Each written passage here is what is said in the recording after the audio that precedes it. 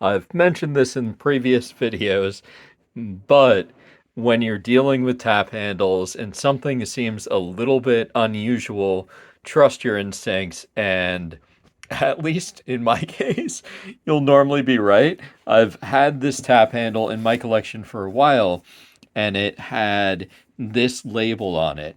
And I'd always thought like, hey, it's a little bit weird. It's a glacier. It says glacier, but the design of the tap handle is a style that Miller uses. So these are vintage Miller ones or vintage-ish ones. So these are ones that probably would have been late 80s, 90s, that sort of time period that use this type of topper, this metal here.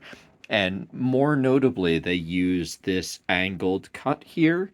So I had seen a number of those with Miller High Life and I believe some other ones.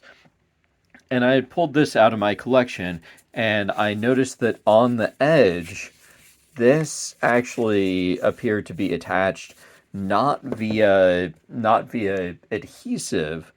So a lot of times if you have something that's going around, you might have a glue on the back, it might be a sticker or something like that, but it looked like there was a piece of tape. So I was like, okay, this is a lot more suspect than I had thought before. And I carefully unwrapped that and I was spot on. Not a glacier tap handle, but in fact a Miller MGD tap handle in disguise. So with this, one of the things I will note here is that if you look at this, you'll see this right here. So this is a wraparound. This is a sticker element.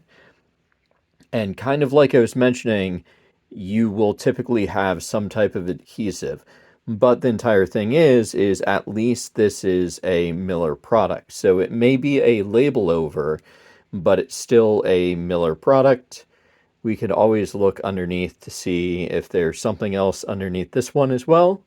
But the design is at least a match where it's Miller Genuine Draft, and we actually have it on a Miller tap. So always keep an eye out for things like that. If something seems suspect, then it, it may actually be suspect.